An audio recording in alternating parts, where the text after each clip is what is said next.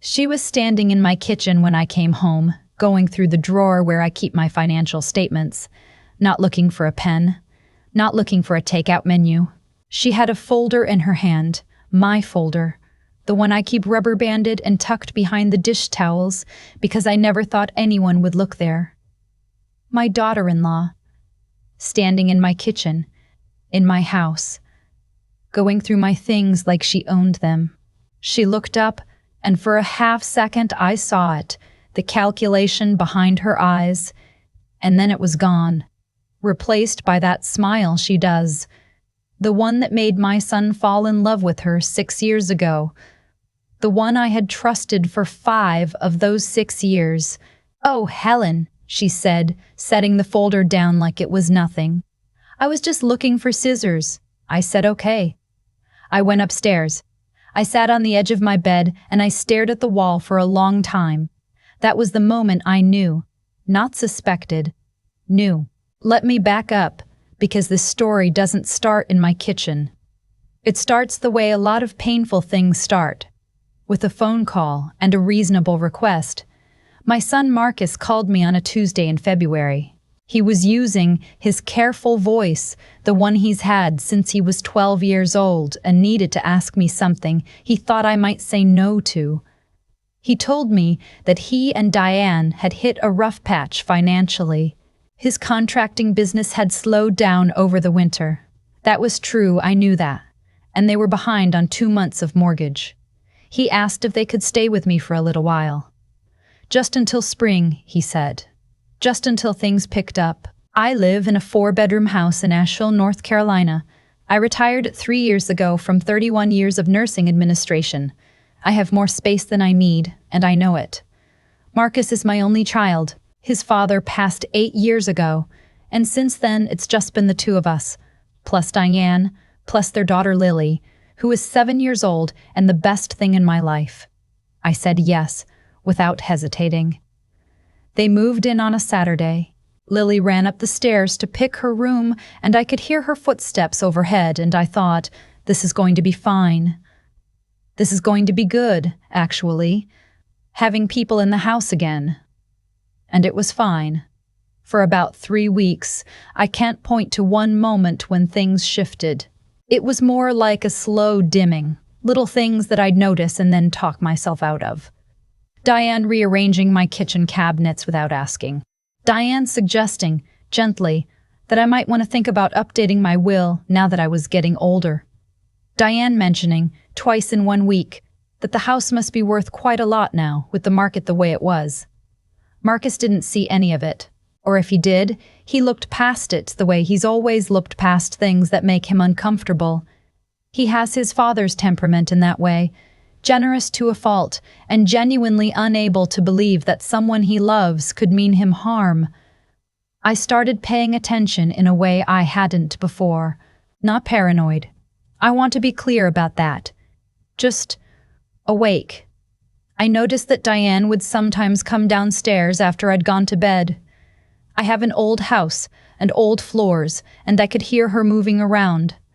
I assumed she couldn't sleep. I didn't think much of it until one night when I came down for a glass of water and found her at my desk in the study. My laptop was open. She closed it the moment she heard me, but not fast enough. "Sorry," she said. "I was checking my email. My phone died." She had a phone charger in her hand. Her phone was plugged into the wall right beside her. I smiled and said goodnight and went back upstairs. I called my friend Janet the next morning. Janet has been my closest friend for 22 years, and she is sharper than anyone I know. She listened to everything without interrupting, which is rare for her, and when I finished, she was quiet for a moment, and then she said, "Helen, you need to talk to someone who knows about this kind of thing, legally." I made an appointment with an attorney named Mr. John Inoue. He'd handled my husband's estate, and I trusted him, for the following Thursday. I didn't tell Marcus. I didn't tell anyone. Mr. Inoue sat across from me at his desk and listened to everything I'd observed. Then he asked me a question that I hadn't thought to ask myself. Had I checked my financial accounts recently? Not just glanced at a statement. Actually logged in and looked at the activity? I hadn't. Not carefully. Not in months. I went home that afternoon and sat down at my kitchen table with a cup of coffee, and I opened every account. Checking. Savings. The investment account I'd kept separate since my husband passed. The small brokerage account my father had left me years ago. Everything looked normal at first glance, and then I slowed down and looked at the brokerage account line by line. There were 3 transfers I didn't recognize. Small amounts, $300, $450, $275, spaced out over 6 weeks, to an account I didn't know. Each one happened on a weekday between 10 p.m. and midnight. My hands were very steady when I picked up the phone to call Mr. Inoue. I don't know why I remember that detail, but I do. My hands were steady and I was very calm, and I told him what I'd found. "Don't move anything," he said. "Don't confront anyone. And don't let on that you know." That last part was the hardest. I have spent my entire adult life as a direct person. I say what I mean. I don't like games. 30 years in hospital administration will do that to you. You learn quickly that things left unspoken tend to fester and cost you more in the end. So sitting at dinner that night, passing the bread, talking about Lily's school play, while knowing what I knew. That took everything I had. But I did it. I smiled. I asked Diane how her day was. I watched Marcus laugh at something on television, and I thought about the fact that his wife had been stealing from his mother, and he didn't know. And I felt something so complicated I don't have a word for it. Grief and fury and a kind of protective tenderness that surprised me. I called Janet again that night after everyone was asleep. She came over the next morning with coffee from the place on Merriman Avenue that we both like, and we sat at the kitchen table and we made a plan. The first thing I did was call my bank and put a verbal password on my accounts. Any changes would require me to confirm by phone. I did this quietly, by appointment, on a Wednesday morning while Diane was running errands. The second thing I did was move the folder from behind the dish towels. The third thing I did was buy a small home security camera system. Janet helped me set it up. We put one in the study, the one that covered my desk and the laptop, and one in the hallway near the stairs, angled to catch anyone coming down at night. They fed to an app on my phone. I told Marcus we'd had some package thefts in the neighborhood and I was being cautious. He helped me run the cables and didn't ask any more questions. I felt terrible doing it. I want to say that clearly. Whatever happened later, whatever I learned, there was a part of me that desperately wanted to be wrong. That wished I was just a suspicious old woman who'd read too much into nothing. Marcus is my son. I love Diane. I love the family we had become, the 4 of us in this house. Lily's feet on the ceiling above me at bedtime. I would have given anything to be wrong. I wasn't wrong. The footage came 4 days after I installed the cameras. It was a Friday night. Marcus had gone to bed early. He'd been on a job site since 6 that morning, and he was exhausted. Lily was asleep. I had come upstairs at 10 and was lying in bed with a book, half reading, phone on my chest with the camera app open. At 11:14 p.m., the hallway camera picked up Diane coming down the stairs. She was moving quietly, deliberately. She went into the study. The desk camera caught her sitting down at my laptop. She was on it for 22 minutes. When she stood up to leave, she had a piece of paper in her hand, something she'd printed. She tucked it into the waistband of her pajamas. I lay there in the dark and I did not move. I watched the footage twice to make sure I'd seen what I thought I'd seen.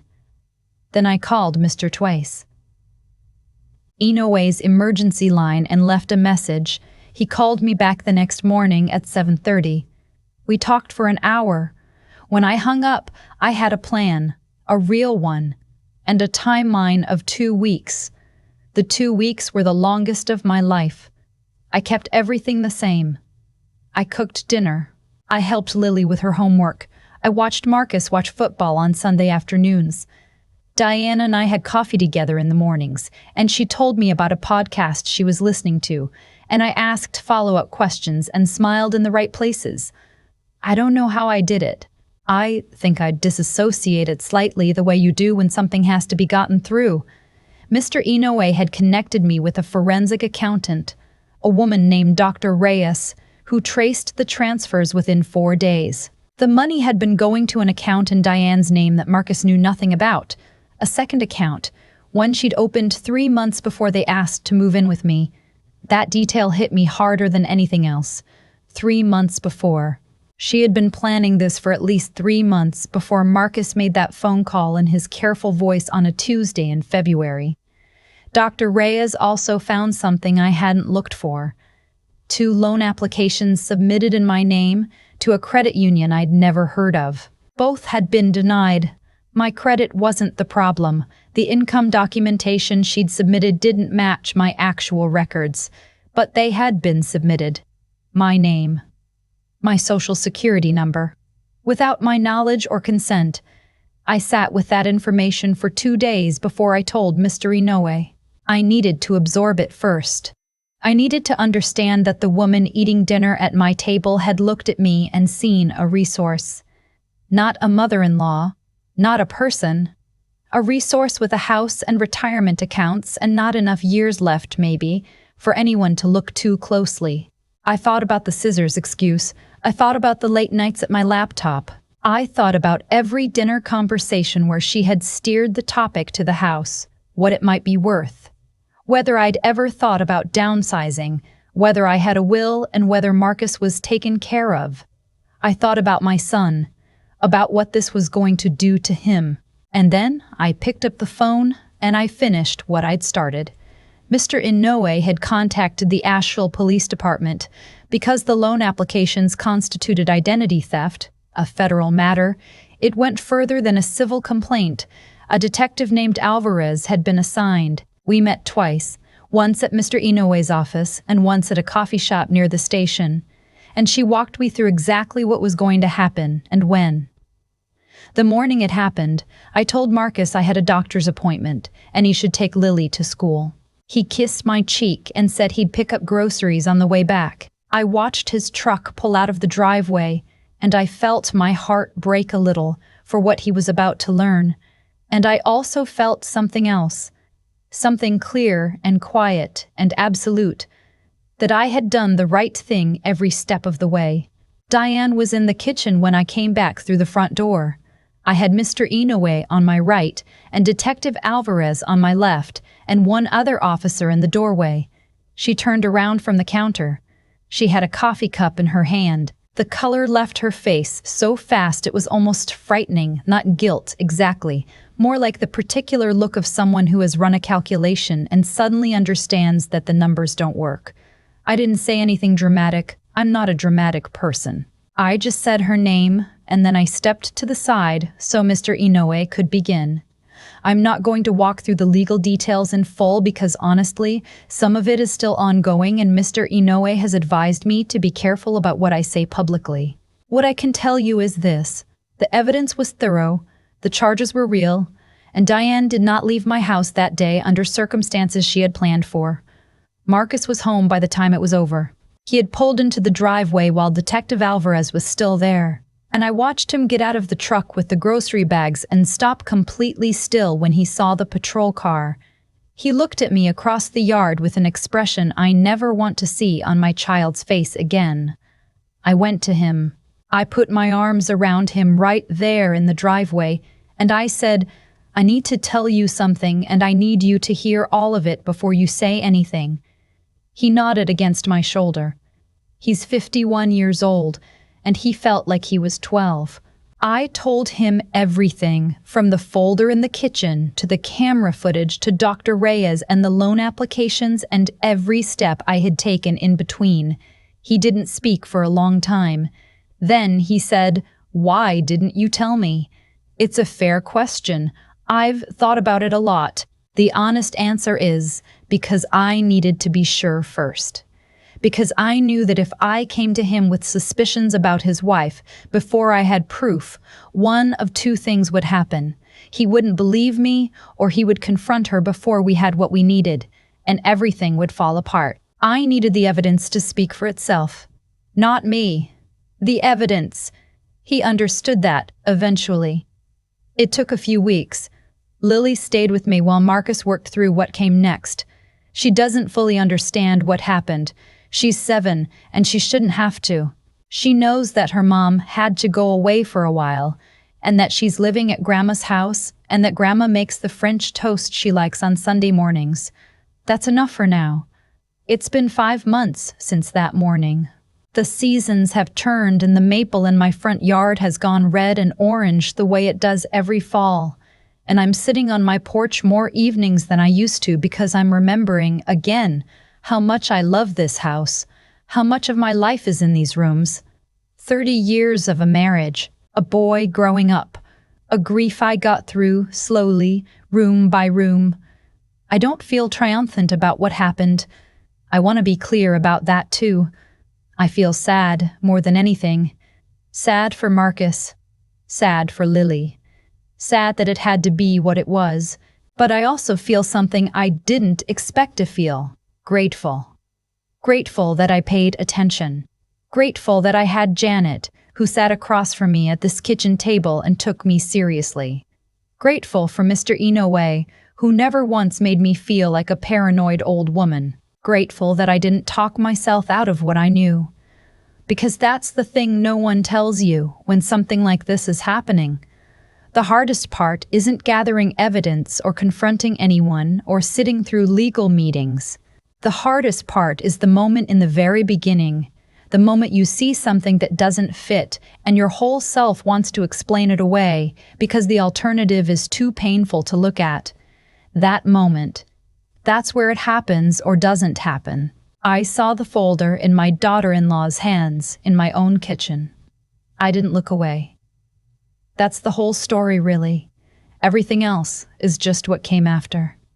I've been sitting with this story for 5 months now, and the thing I keep coming back to isn't the cameras or the attorney or the morning the police stood in my kitchen. It's that one moment. Diane at my desk, closing my laptop, a phone charger in her hand and her phone already plugged into the wall. That moment. That small, quiet lie. I almost let it go.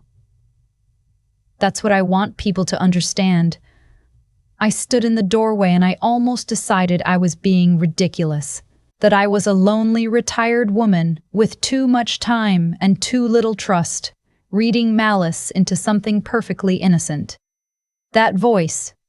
The one that tells you you're overreacting, that you're being unfair, that love requires the benefit of the doubt. That voice is persuasive. It knows exactly what to say to make you put the folder back behind the dish towels and go to bed. But here's what I've learned. Not from this experience alone, but from 63 years of being alive and paying attention. The people who take advantage of trust almost always count on that voice. They count on your decency.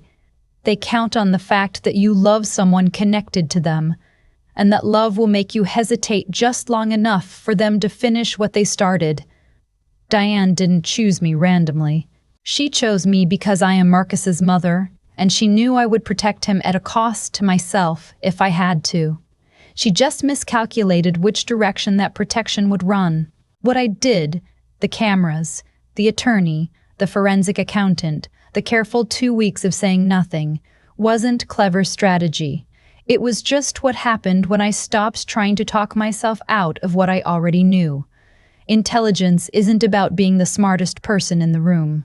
It's about being willing to look at a thing clearly, even when looking at it clearly is going to cost you something. I didn't want to know what I found in those bank statements. I looked anyway. That distinction matters. And the follow-through. The part where you don't confront someone in anger before you have what you need. The part where you sit at dinner and pass the bread and smile. That isn't cold or calculating. That's just discipline. The kind of discipline that comes from understanding that one outburst, one moment of satisfying anger, could have cost Marcus the ability to press charges, could have cost me the evidence, could have let Diane walk out of that house with nothing more than an awkward conversation. Doing the hard thing slowly, the right way, when every instinct is screaming at you to act, that's not a talent you're born with. It's a choice you make, over and over, in the small, quiet moments when no one is watching. Marcus is going to be okay. I believe that. He's a good man who trusted the wrong person, and that's not a character flaw. That's just something that happens to good people sometimes. Lily is going to be okay. She is 7 and resilient and loved, and that combination is more powerful than most people give it credit for. And I am still in this house, still on this porch in the evenings, still watching the maple go red in October the way it always does. I protected what I built, not because I'm tough or exceptional or unusually brave, but because I paid attention and I didn't look away. That's the only thing I'd tell anyone who finds themselves where I was standing. Pay attention, trust what you see, and don't let the voice that loves peace more than truth make the decision for you.